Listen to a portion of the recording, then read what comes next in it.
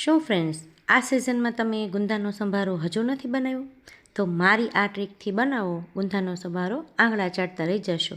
250 ગ્રામ ગુંદાને આ રીતે ડીટિયા કાઢી અને ગુંદાને ફોડી અને ખાટા પાણીની અંદર નાખતું જવાનું છે।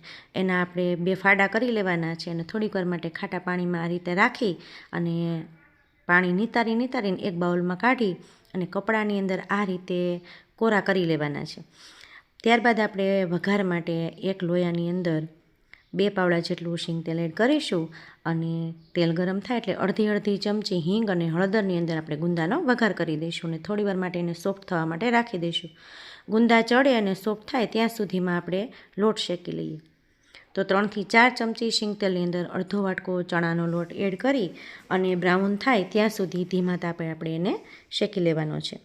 ત્યારબાદ આપણે ગુંદા છે એ સોફ્ટ થઈ ગયા છે, એમાં અડધી ચમચી મીઠું, અડધી ચમચી ખાંડ અને અડધી ચમચી જેટલું લાલ કાશ્મીરી મરચું અને 1 ચમચી ધાણા જીરું નાખી અને મસાલો કરી મિક્સ કરી દઈએ।